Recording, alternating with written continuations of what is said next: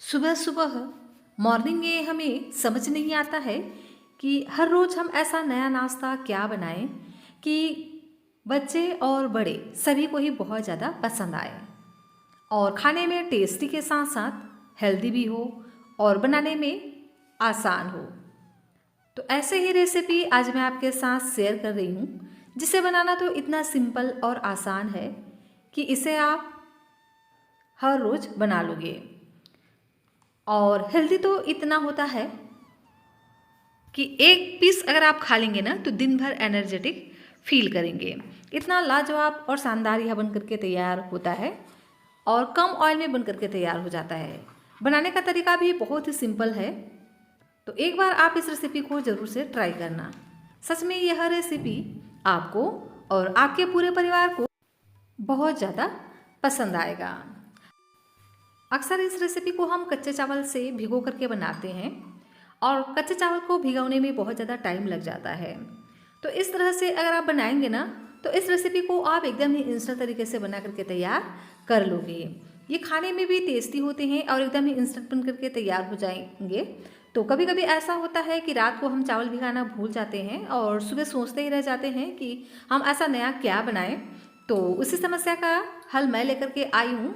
कच्चे चावल से बनी रेसिपी होती है ना, उनके लिए हमें पहले से तैयारी करने की ज़रूरत पड़ जाती है, लेकिन इस तरह से अगर आप बनाएंगे ना तो बिल्कुल भी आपको पहले से कोई भी तैयारी करके रखने की ज़रूरत नहीं है। तो इसे हम पोहा बेसन से बना करके तैयार करेंगे और साथ ही एक और मेन यहाँ पर इंग्रेडिएंट्स इस्तेमाल करने वाले हैं, जिससे बहुत ही आसानी से यह बन करके तैयार हो जाएगा। तो इसके लिए मैंने यहाँ पर आधा कटोरी पोहा लिया है और आधा कटोरी ही हम यहाँ पर बेसन का यूज़ करेंगे। तो बेसन को हम डाल देंगे एक मिक्सिंग बाउल में और इसकी हम एक घोल तैयार करेंगे। तो यहाँ पर हम अभी आधा कटोरी ही पानी का इस्तेमाल करेंगे। वैसे आप मेजरमेंट किसी भी चीज़ से कर सकते हैं। तो थोड़ा थोड़ा पानी डालते हुए इसका पहले हम एक गाढ़ा सा घोल तैयार करेंगे और इस तरह से लम्स फ्री गाढ़ा सा घोल तैयार कर लेने के बाद इसमें हम सभी पानी को ऐड कर कर इस तरह से थोड़ा सा पतला कर लेंगे और इसके बाद यहाँ पर हम डालेंगे हींग।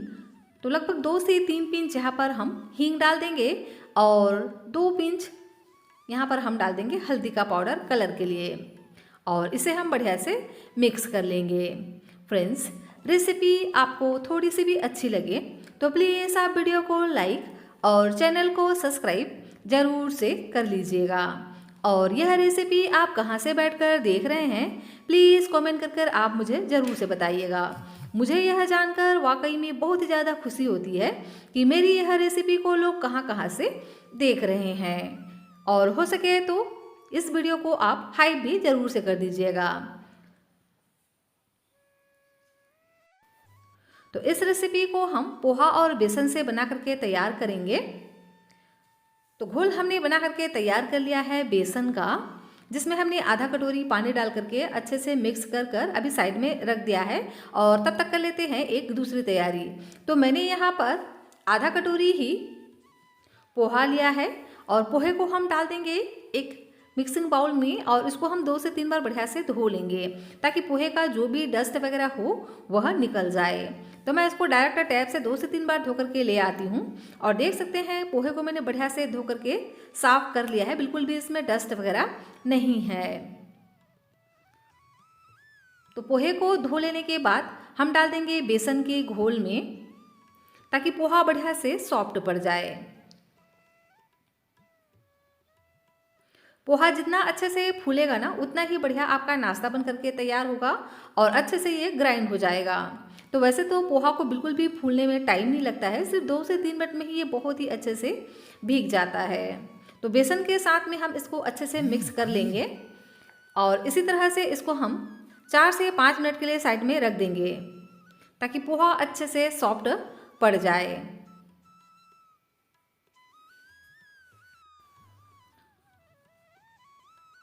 तो इसको हम कवर कर कर इसी तरह से अभी साइड में रख देते हैं और कर लेते हैं एक दूसरी तैयारी।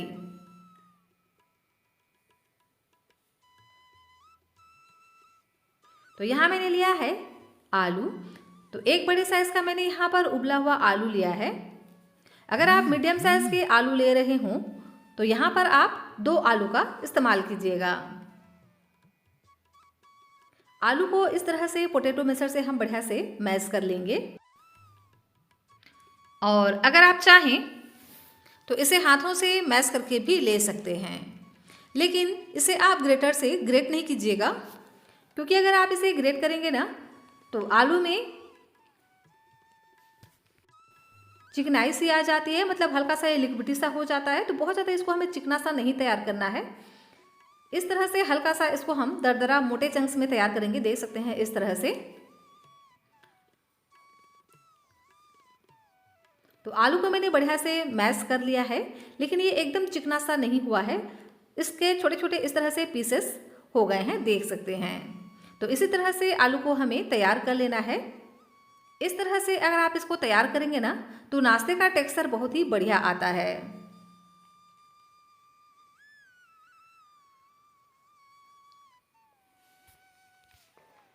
देख सकते हैं आलू मैंने तैयार कर लिए हैं और ये हल्का सा दरदरा है, मतलब छोटे छोटे इसके टुकड़े हैं। तो इसी तरह से इसको हमें तैयार करना है। और अभी हम इसको साइड में रख देते हैं और कर लेते हैं एक दूसरी तैयारी।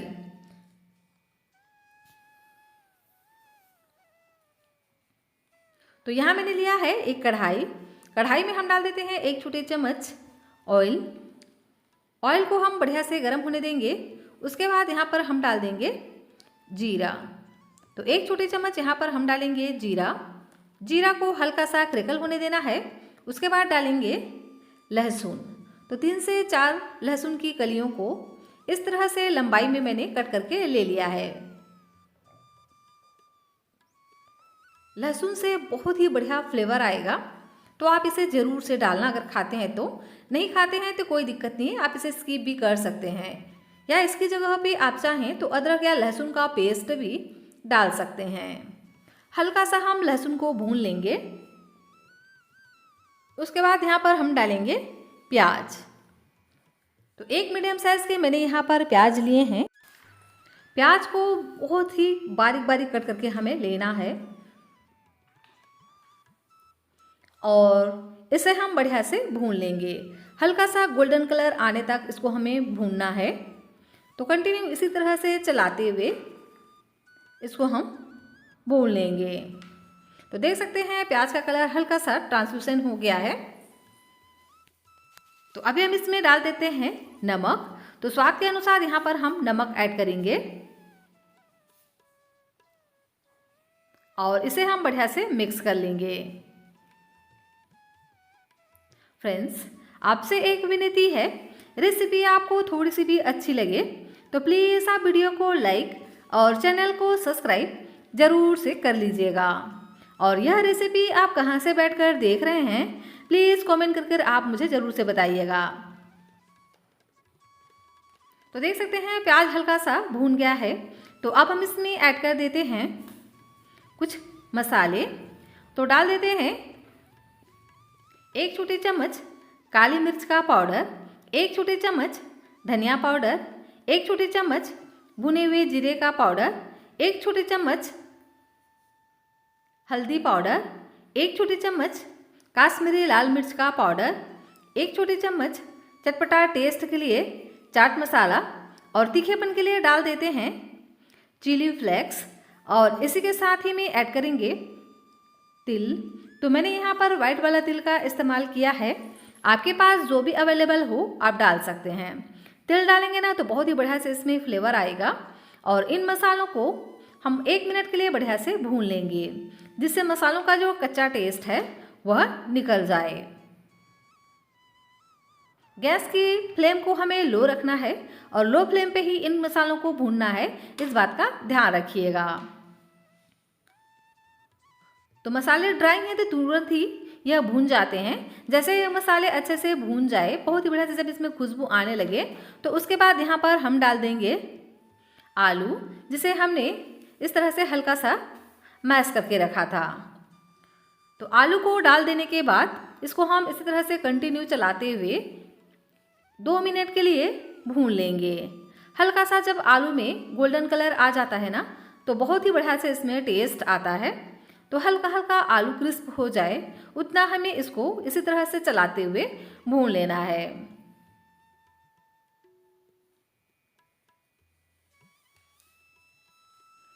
तो 2 मिनट के लिए मैंने आलू को बढ़िया से भून लिया है और अब हम इसमें डाल देंगे ताज़ा हरा मटर। तो लगभग 2 चम्मच यहाँ पर हम हरा मटर ऐड करेंगे। तो मटर को मैंने पहले ही बॉईल कर लिया था। अगर आप इसे कच्चा ऐड कर रहे हैं तो प्याज के साथ ही पहले भून लीजिएगा। मैंने इसको पहले ही बॉईल कर लिया था तो मैं इसको बाद में ऐड कर रही हूँ और इन सभी चीज़ों को हम बढ़िया से मिक्स कर लेंगे। और आलू का बहुत ही स्पेशल एकदम चटपटा सा फिलिंग हमारा बन करके तैयार हो गया है। वैसे आप चाहें तो यहाँ पर अपने मनपसंद सब्जियाँ भी ऐड कर सकते हैं, जो भी आपको पसंद हो।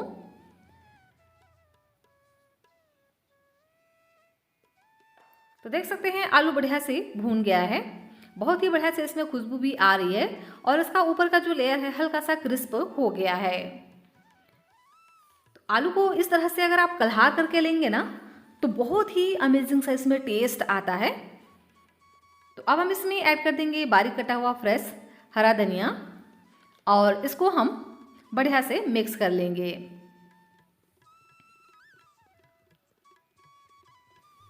और लीजिए आलू का बहुत ही शानदार एकदम चटपटा सा मसाला हमारा बन करके तैयार हो गया है। इस मसाले को आप चाहें तो किसी भी रोटी वगैरह के साथ भी सर्व कर सकते हैं या आप इसे ऐसे ही चावल के साथ भी सर्व करेंगे ना तो भी ये बहुत ही ज़्यादा टेस्टी और एकदम ही चटपटे से बन करके तैयार हुए हैं।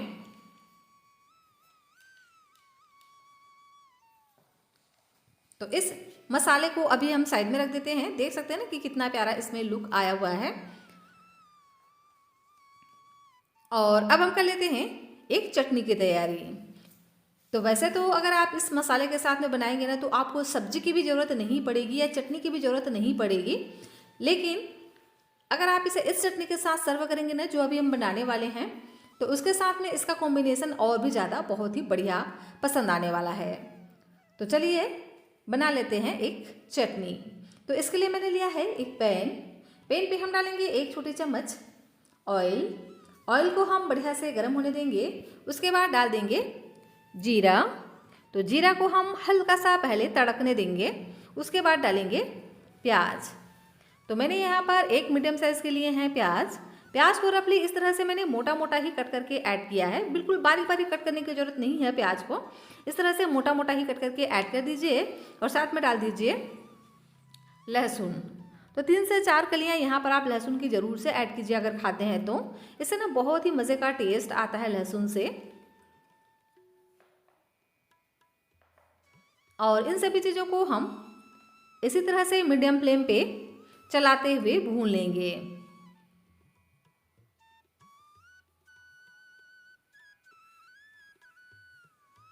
और अब हम इसमें ऐड कर देते हैं टमाटर। तो 2 मीडियम साइज़ के मैंने यहाँ पर टमाटर लिए हैं और टमाटर को भी इस तरह से हम मोटा मोटा ही रफली कट करके ऐड कर देते हैं। और इसी के साथ ही में डाल देते हैं ताज़ा हरा धनिया का डंठल। इससे ना बहुत ही बढ़िया इसमें फ्लेवर आएगा।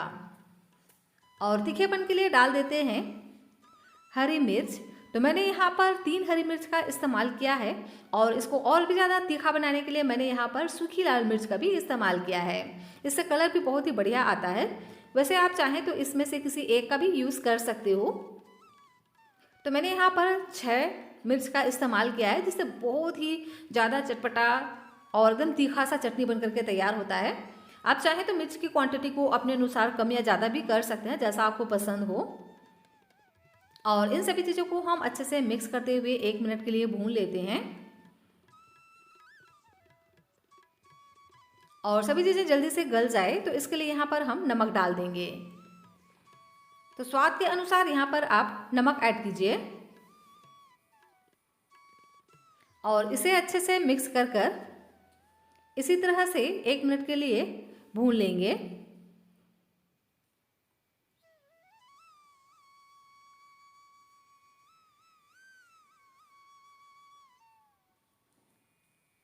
और अब हम इसको कवर कर पकने देंगे। 1 से 2 मिनट के लिए। तो 1 से 2 मिनट में ही यह बढ़िया से पक जाते हैं। तो इसको हम कवर कर कर पकाएंगे 2 मिनट के लिए। और देख सकते हैं 2 मिनट का समय हो चुका है और सभी चीज़ें बढ़िया से पक गई हैं। तो इसको हमें बहुत ज़्यादा नहीं पकाना है, हल्का हल्का जब इस तरह से यह पक जाता है ना तो बहुत ही बढ़िया से इसमें सौंधा सा खुशबू आ जाता है। तो देख सकते हैं टमाटर बढ़िया से गल गए हैं। तो इस तरह से इस स्पैचुला से हम इसको हल्का हल्का मैश कर देंगे। तो इसके जो छिलके हैं बहुत ही आसानी से रिमूव हो जाएंगे। तो पहले हम इसको इस तरह से मैश कर देंगे और इसको हम ठंडा होने देंगे। और ठंडा होने के बाद इसके जो छिलके हैं ना उसको हम रिमूव कर लेंगे। तो सभी छिलकों को मैंने रिमूव कर लिया है और इसे आप ठंडा होने के बाद ही ग्राइंडर में डालिएगा। तो मैंने लिया है एक ग्राइंडर और इसमें हम डाल देंगे सभी चीज़ों को और इसी के साथ ही में ऐड कर देते हैं पानी। तो थोड़ा सा यहाँ पर हम पानी ऐड करेंगे ताकि ये बढ़िया से ग्राइंड हो जाए और इसको हम ग्राइंड कर लेते हैं। तो लीजिए चटनी हमारा बनकर के तैयार हो गया है। देख सकते हैं बहुत ही चटपटा सा चटनी हमारा बनकर के तैयार हो गया है। यह चटनी इतना ज़्यादा चटपटा बना है ना कि इसे आप ऐसे भी खाएंगे ना तो बहुत ज़्यादा टेस्टी बना हुआ है। तो मैं इसमें बिल्कुल भी तड़का वड़का नहीं लगाऊंगी, आप चाहें तो इसमें तड़का भी लगा सकते हैं। मुझे इसमें बिल्कुल भी तड़का वड़का लगाने की ज़रूरत नहीं है क्योंकि इतना स्पेशल बना है कि बिना तड़का के भी ये इतना गजब का टेस्ट देगा ना कि सच में आप इसे रोटी चावल पूड़ी पराठा किसी के साथ भी इंजॉय कर सकते हैं। और अगर आप इसे इस नाश्ते के साथ सर्व करेंगे ना तो इसका टेस्ट 2 गुना बढ़ा देगा। और देख सकते हैं जब तक हमने चटनी बना करके तैयार कर लिया इधर हमारा पोहा बढ़िया से फूल गया है। तो 2 से 3 मिनट में ही पोहा जो है ना बहुत ही सॉफ्ट हो जाता है। तो अगर आप कच्चा चावल भिगाना भूल गए हैं और चाहते हैं कोई ऐसी रेसिपी जो कच्चे चावल से बन करके तैयार होता हो तो इसे आप पोहा से बना करके तैयार कर लीजिएगा। जी हाँ फ्रेंड्स, पोहा और बेसन की जो रेसिपी होती है ना एकदम ही इंस्टेंट बन जाती है और खाने में बहुत ज़्यादा टेस्टी एकदम प्रोटीन रिच बन करके तैयार होता है। देख सकते हैं ना 2 से 3 मिनट में ही जो पोहा है बहुत ही अच्छे से भीग चुका है, एकदम सॉफ्ट हो गया है। जैसे ही आप इसको हाथ में लेकर के इस तरह से मसलेंगे ना तो अच्छे से यह मसल जाते हैं, एकदम चिकना सा यह हो जाता है। तो जब इस तरह से यह फूल करके तैयार हो जाए तो उसके बाद इसे हम डाल देंगे एक ग्राइंडर में।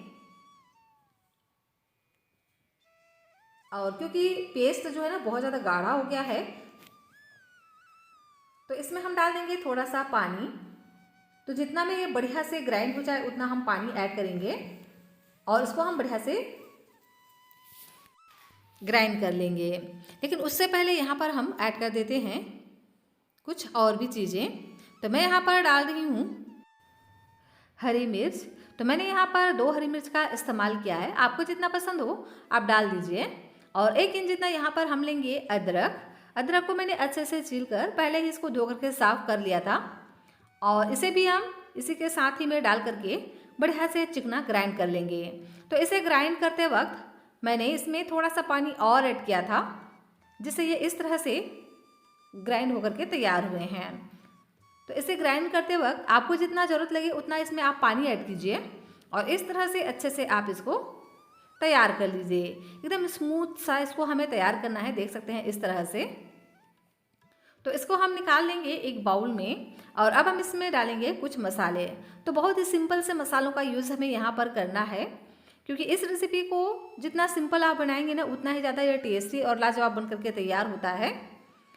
तो डाल देते हैं नमक स्वाद के अनुसार, 1 छोटे चम्मच डालेंगे तिल और इसी के साथ ही में ऐड करेंगे जीरा। बस इतना ही हम यहाँ पर मसाले ऐड करेंगे और बिल्कुल भी यहाँ पर हम किसी दूसरे मसाले का यूज़ नहीं करेंगे। सभी चीज़ों को बढ़िया से मिक्स कर लेंगे और अब हम इसमें डाल देंगे चावल का आटा।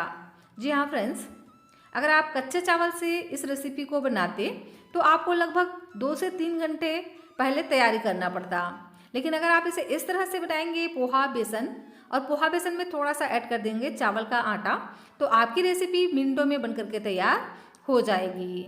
तो यहाँ पर आप चाहें तो चावल के आटे की जगह पे सूजी का भी इस्तेमाल कर सकते हैं। लेकिन चावल का आटा हर घर में रहता ही है, तो इसलिए मैंने यहाँ पर चावल का आटा इस्तेमाल किया है।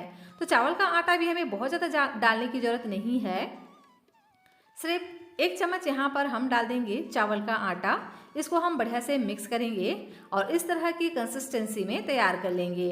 देख सकते हैं बटर की जो कंसिस्टेंसी है, ना तो बहुत ज़्यादा गाढ़ी है और ना बहुत ज़्यादा पतली है। तो इसी तरह से इसको हमें तैयार कर लेना है। अब चलिए चलते हैं गैस की तरफ। तो गैस पर मैंने रखा है एक तवा। तवे को हम थोड़े से ऑयल से बढ़िया से ग्रीस कर लेंगे और लेंगे बेटर को। तो 1 लीटर भर करके लेंगे हम बेटर को और इसको हम बढ़िया से तवे के सेंटर पे डाल देंगे और इसको हम अलट पलट कर इस तरह से सेंक लेंगे। तो 1 मिनट पहले हम नीचे से पकने देंगे, उसके बाद इसके साइड को हम चेंज कर देंगे और जब दोनों ही साइड से अच्छे से सिक जाए तो उसके बाद जो हमने आलू का मसाला बना करके तैयार किया था ना, उसको लेंगे और इस तरह से 1 से 2 चम्मच डाल देंगे आलू के मसाले को। तो एक किनारे पर ही हमें इस मसाले को डालना है और चम्मच की सहायता से हल्का हल्का इसको इस तरह से फैला देना है और इसको हम इस तरह से स्पैचुला से ही फोल्ड कर लेंगे। तो देख सकते हैं इस तरह से मैंने इसको फोल्ड कर लिया है और इसी तरह से सभी नाश्ते को हम बना करके तैयार कर लेंगे।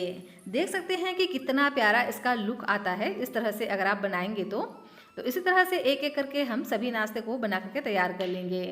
1 लीटर भर करके लेंगे बेटर को, तवे के डालेंगे सेंटर में और इसको हम फील करेंगे आलू के मसाले से। इसको हम फोल्ड करेंगे और निकाल लेंगे सभी नाश्ते को और इसी तरह से एक एक करके मैंने सभी नाश्ते को बना करके तैयार कर लिया है। देख सकते हैं बिना ऑयल का नाश्ता बन करके तैयार हो गया है। मतलब यहाँ पर मैंने थोड़ा सा ऑयल का इस्तेमाल किया था, आप चाहें तो इसको बिना ऑयल का भी बना करके तैयार कर सकते हैं। ये इतना हेल्दी और टेस्टी है ना कि सच में आप इसे बार बार भी बनाना चाहोगे और ये इंस्टेंट बन जाता है। और पोहा, बेसन और चावल का आटा अगर आप इस्तेमाल करेंगे ना तो सुपर क्रिस्पी यह बन करके तैयार होता है और इसके लिए आपको घंटों की मेहनत भी नहीं लगती है। फटाफट से एकदम इंस्टेंट तरीके से बना करके आप इसको तैयार कर लेते हो। तो जब आप कच्चे चावल से इस रेसिपी को बनाने वाले हो और आप चावल भिगाना भूल गए हो तो एक बार आप इस रेसिपी को ज़रूर से ट्राई करना। सच में यह रेसिपी आपको बहुत ज़्यादा पसंद आएगा और फटाफट से बन भी जाएगा। और मैं आपको तोड़ करके दिखाती हूँ। देख सकते हैं ना कि ऊपर से यह कितना क्रिस्पी है और अंदर से रहता है हल्का सा सॉफ्ट। और जो हमने आलू का मसाला बना करके तैयार किया है ना, इससे ना बहुत ही इसका बढ़िया टेस्ट आता है। तो चाहें तो आप इसे इसी तरह से भी सिंपल खा सकते हैं और अगर आप इसे इस चटनी के साथ सर्व करेंगे ना तो इसका टेस्ट आपको और भी ज़्यादा मिलने वाला है। तो जैसा आपको पसंद हो उस तरह से आप इसको सर्व कीजिए, लेकिन इस रेसिपी को आप एक बार ज़रूर से ट्राई कीजिए। सच में यह रेसिपी बहुत ज़्यादा पसंद आएगा। तो फ्रेंड्स, रेसिपी अगर आपको पसंद आए तो प्लीज़ वीडियो को कर दीजिएगा लाइक और चैनल को कीजिएगा सब्सक्राइब और कमेंट कर आप मुझे ज़रूर से बताइएगा कि यह रेसिपी आपको पसंद आई या नहीं। पसंद आए तो प्लीज़ आप कमेंट कर मुझे ज़रूर से बताइएगा कि यह रेसिपी आपको कैसी लगी।